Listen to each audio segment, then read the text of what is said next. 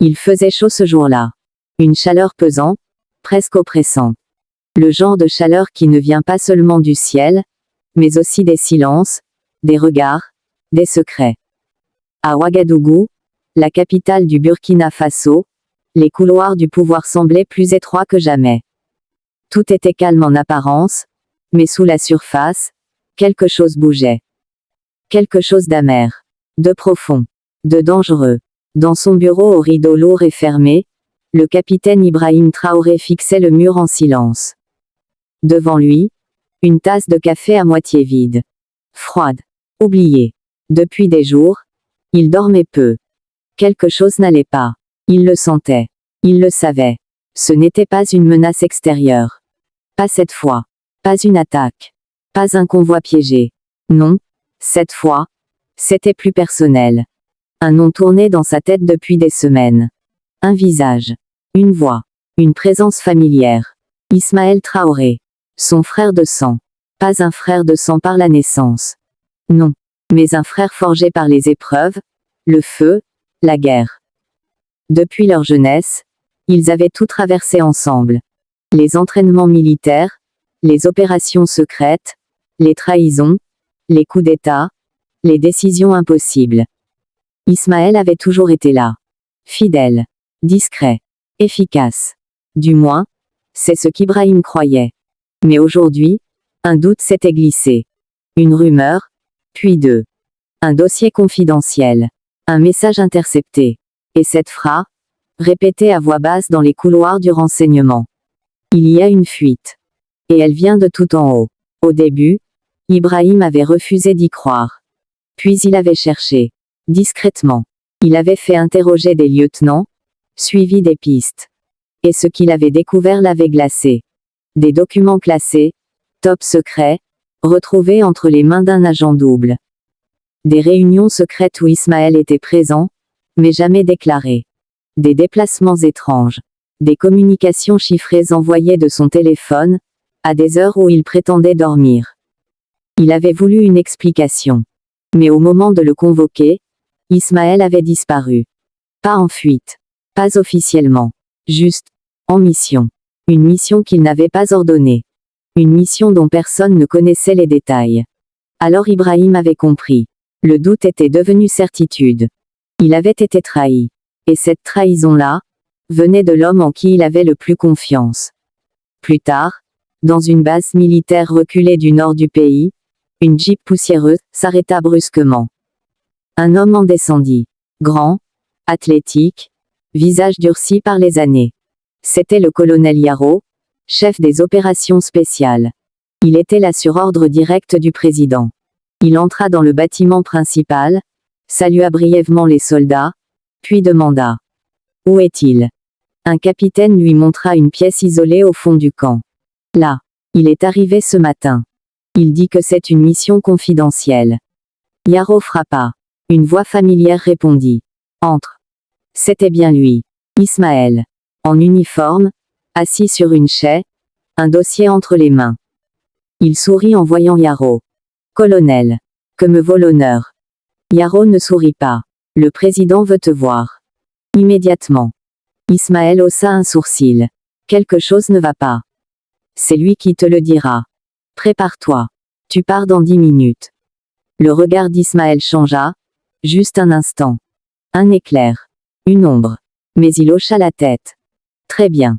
Le vol retour vers Ouagadougou se fit dans le silence. Ismaël regardait par le hublot, impassible. Yaro, lui, ne le quittait pas des yeux. Le doute avait touché tout le monde. Même les plus proches. Même les plus loyaux. À leur arrivée, un véhicule noir les attendait. Direction le palais présidentiel. Aucun mot, aucun échange. Seulement le bruit du moteur et des pneus sur l'asphalte brûlant. Une fois à l'intérieur, Ismaël fut conduit dans une pièce vide. Pas de dossier. Pas de militaire. Juste deux chaises. Et un homme. Ibrahim. Il était debout, bras croisés, regard dur.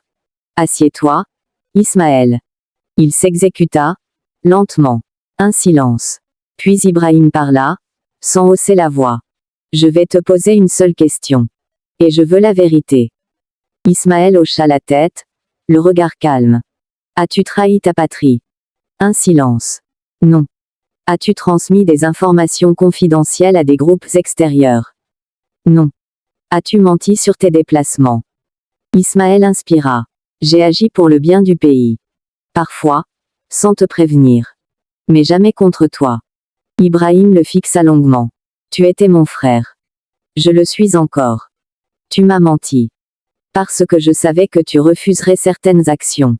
Des actions nécessaires. Ibrahim s'approcha. Lentement. Puis posa un petit boîtier sur la table. Un enregistreur. Il appuya sur lecture. Et la voix d'Ismaël emplit la pièce. Je connais ses faiblesses. Il croit encore que l'honneur est plus fort que le pouvoir. Moi je sais que pour sauver ce pays, il faut parfois faire tomber un roi. Le silence fut total. Ismaël baissa la tête. Ibrahim ne dit rien. Il reprit l'enregistreur, le mit dans sa poche. Puis il dit simplement, tu n'es plus mon frère. Tu es devenu ce que nous avons toujours combattu. Et il sortit. Le lendemain matin, toute la capitale semblait tendue. Les informations tournaient en boucle à la télévision, mais sans révéler la vérité. On parlait d'un réajustement stratégique, d'un renforcement de la sécurité nationale. Personne ne disait un mot sur la confrontation entre Ibrahim Traoré et celui qu'il considérait comme son frère de sang. Mais dans les cercles fermés du pouvoir, tout le monde savait. Ismaël Traoré avait été mis aux arrêts. Pas dans une cellule ordinaire. Pas dans une prison. Il était confiné dans une villa militaire sous haute surveillance, surveillé 24 heures sur 24, interdit de contact avec l'extérieur. Seuls quelques officiers triés sur le volet pouvaient l'approcher. Même dans la trahison, Ibrahim lui avait laissé une forme de respect. Ou peut-être, un espoir de retour. Mais le mal était fait. Pendant ce temps, Ibrahim s'enfermait de plus en plus dans le silence. Les réunions de commandement se faisaient plus rares. Il parlait peu, dormait moins. Il avait été blessé, mais pas physiquement. C'était une blessure de l'âme. Une fracture intérieure que même les plus grands médecins ne pouvaient soigner. Un soir, il appela son conseiller le plus proche, le commandant Fofana. Je veux comprendre, dit-il en fixant le vide. Comment un homme comme lui a pu basculer? Fofana répondit sans détour. Le pouvoir, mon capitaine. Le pouvoir transforme les gens. Même ceux qu'on croit solides. Parfois, ils pensent faire le bien, et finissent par pactiser avec l'ennemi. Ibrahim hocha lentement la tête. Il croyait que j'étais faible. Non, capitaine. Il croyait que tu étais trop humain. Trop juste. Et il a vu ça comme une faiblesse. Un long silence s'installa, puis Ibrahim déclara. S'il revient, ce ne sera plus en tant que frère, mais en tant qu'adversaire. À l'extérieur, des mouvements étranges commençaient à apparaître dans certaines régions du pays. Des milices non identifiées, des groupes armés qui se disaient réformateurs, des slogans appelant à un nouveau leadership circulaient dans des vidéos anonymes. Et dans l'ombre de ces appels, une rumeur grandissait. Ismaël n'était pas seul. Des officiers encore actifs lui étaient restés fidèles. Des hommes et des femmes qui croyaient en sa vision. Une vision différente. Une vision où la force devait primer sur la diplomatie. Où la peur valait mieux que le respect. Il avait préparé sa trahison depuis longtemps. Une nuit, le capitaine Ibrahim reçut un message urgent. Une attaque venait d'avoir lieu dans un camp militaire du Sud. C'était un coup de force, rapide, précis, sans bavure. Et les soldats qui l'avaient mené portaient l'insigne noir. Un cercle rouge avec un œil au centre. L'insigne d'Ismaël. Ibrahim comprit alors que le combat n'était plus moral. Il était devenu physique. Frontal. Une guerre entre deux visions. Deux frères. Deux âmes forgées par le même feu, mais désormais opposées. Il convoqua d'urgence son état-major. Je vous préviens tous, ce n'est plus une affaire privée. C'est une tentative de renversement. Et je ne laisserai pas ce pays retomber dans le chaos. Un colonel demanda. Mais Ismaël est toujours enfermé. Comment peut-il? Il n'est plus enfermé. Il s'est évadé hier soir. Avec l'aide de deux gardes qui l'a retourné. Un murmure de panique parcourut la salle. Ibrahim se leva. Il m'a déclaré la guerre. Très bien. Il aura la guerre. Dans les jours qui suivirent, le Burkina Faso entra dans une période sombre. Des attaques coordonnées frappaient les infrastructures. Des vidéos circulaient, montrant Ismaël entouré de soldats masqués, appelant à une libération du peuple des mains d'un pouvoir aveuglé par les sentiments. Mais Ibrahim ne céda pas. Il réunit le peuple, multiplia les allocutions, les opérations de terrain. Il était présent partout. Il visitait les camps, parlait aux blessés, écoutait les anciens. Il n'était pas seulement un chef d'État, il était devenu un symbole de résistance. Et dans cette guerre, il se fit une promesse. Je le vaincrai.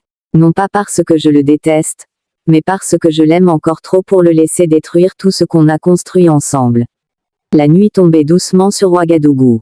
Le ciel rougissait, chargé de poussière, alors que le calme apparent de la capitale contrastait avec le tumulte dans l'esprit d'Ibrahim.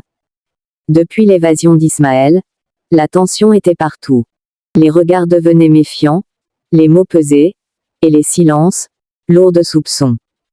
Dans son bureau, éclairé par la seule lampe de lecture, Ibrahim relisait une lettre. Écrite à la main, sur du papier jauni. C'était une lettre d'Ismaël, datée de leurs années d'académie militaire. Plus grand que, mon frère, un jour peut-être nous serons ceux qui protégeront ce pays. Et si l'un de nous s'égare, je compte sur toi pour le ramener. Ironique.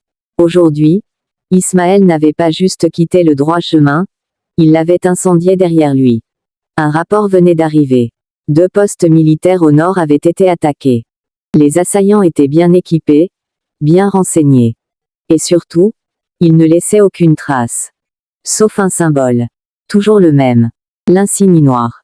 Le cercle rouge. L'œil d'Ismaël. Mais ce n'était pas ce qui inquiétait Ibrahim le plus. Ce qui le hantait, c'était l'intérieur. Les hommes à l'intérieur même de l'armée, du gouvernement, de la présidence. Ceux qui, sans un mot, sans un signe, transmettaient des informations. Organisaient des fuites. Préparaient l'inévitable. Une infiltration. Et peut-être, un coup d'État. Un soir, en rentrant de visite dans une caserne, Ibrahim reçut un message étrange. Une femme âgée demandait à le voir. Elle disait s'appeler Awa Traoré. Sa tante. Celle qui les avait élevés, lui et Ismaël, après la mort de leurs parents. Contre l'avis de ses conseillers, Ibrahim accepta. Elle entra, toute frêle, habillée de blanc, les yeux remplis de larmes qu'elle retenait à peine. Ibrahim, mon fils, pourquoi vous déchirez-vous ainsi? Ibrahim baissa la tête. Ce n'est plus mon frère, maman. C'est un homme perdu. Alors va le chercher. Pas avec des balles, pas avec des bombes, mais avec ce que vous avez toujours partagé, l'honneur. Il a trahi le pays. Il a tué nos soldats. Il a déclaré la guerre. Tu crois qu'il te hait. Tu te trompes. Il t'admire encore. Il te teste. Il veut voir si ton cœur est toujours plus fort que son ambition. Cette nuit-là, Ibrahim ne dormit pas. Il pensa à ce qu'il avait été. À ce qu'il était devenu. Et à ce qu'il risquait de perdre, non seulement un frère, mais peut-être son âme. Le lendemain, il prit une décision folle. Il ordonna une mission secrète. Pas pour tuer Ismaël. Pas pour l'arrêter. Mais pour le rencontrer. Seul. Sans escorte. Sans armes. Ses généraux crièrent au suicide. Mais il insista. Et une semaine plus tard, quelque part dans une zone grise du pays, au cœur d'un camp rebelle caché dans la forêt, Ibrahim se retrouva face à lui. Le silence entre eux était plus lourd que les armes pointées autour. Ismaël parla le premier. Je savais que tu viendrais. Tu aurais dû m'attendre, frère. Pas me trahir. Ismaël rit, amer. Ce n'est pas une trahison, Ibrahim. C'est une correction. Tu rêves d'un pays trop doux pour survivre. Moi, je veux un pays qui impose le respect. En tuant des innocents. En divisant le peuple. En le préparant à la réalité. Le monde est une jungle. Ibrahim s'approcha. Et si je t'arrêtais maintenant? Ismaël le fixa. Tu ne le feras pas. Tu espères encore me sauver. Un silence. Tu as raison, admit Ibrahim. Mais si tu poses un pas de plus contre le peuple, je n'aurai plus le choix. Ils se regardèrent. Longtemps. Deux frères. Deux destins. Deux visions. Puis Ibrahim fit demi-tour. Ismaël ne tira pas. Cette rencontre ne fut jamais révélée au public. Mais elle changea tout. Car à partir de ce jour, les attaques cessèrent. Ismaël disparut. Certains disent qu'il est mort. D'autres qu'il vit caché. Ou qu'il attend son heure. Mais Ibrahim, lui, resta debout. Plus seul. Plus marqué. Mais plus fort que jamais. Les mois ont passé. Le pays se reconstruit, lentement. Une à une, les régions jadis secouées par le feu retrouvent un semblant de calme. Les écoles rouvrent, les marchés revivent, et les enfants recommencent à courir dans les rues. Mais dans l'esprit d'Ibrahim Traoré, la guerre, elle, n'est pas finie. Car certaines blessures ne saignent pas. Elles se taisent. Tirées chaque nuit, quand la ville dort, il s'éclipse parfois. Seul, sans protocole, sans caméra, il va dans les quartiers, observe, écoute. Il entre dans les dispensaires, dans les écoles, dans les petits salons où le peuple murmure ses douleurs. Il sait que la confiance ne s'impose pas. Elle se gagne. Pas avec des discours, mais avec des actes. Et surtout, avec la vérité. Un jour, un journaliste français l'interroge. Avec ce ton poli mais piquant que certains médias savent si bien manier. Monsieur le Président, quelle a été votre plus grande trahison? Ibrahim ne répond pas tout de suite. Il fixe l'horizon, puis dit calmement. Me mentir à moi-même aurait été pire que tout. Et votre frère? Un silence. Un long silence. Mon frère m'a rappelé une chose, on ne choisit pas toujours ses ennemis. Mais on choisit toujours ce qu'on devient face à eux. Aujourd'hui, le dossier Ismaël T. est classé. Définitivement. Aucune preuve formelle de sa mort. Aucune revendication. Rien. Juste un nom rayé, une photo dans un tiroir, et une histoire que seuls quelques proches connaissent vraiment. Mais certains murmurent qu'Ibrahim garde, dans un coffre, cette fameuse lettre qu'Ismaël avait écrite à l'Académie. Comme un rappel. Un serment. Un avertissement. Tirait-il dans tout cela, une leçon. Un pays ne se construit pas seulement avec des lois, des armes ou des slogans. Il se construit avec des hommes. Des hommes qui tombent, qui doutent, qui saignent, mais qui se relèvent. Si tu as écouté cette histoire jusqu'ici, si tu crois, toi aussi, que l'honneur, la fraternité et la vérité sont plus puissants que la haine. Si tu penses que l'Afrique mérite des récits vrais, forts, profonds, alors abonne-toi à cette chaîne dès maintenant. Like cette vidéo si elle t'a touché. Et dis-moi en commentaire, que ferais-tu, toi, si ton propre frère devenait ton ennemi?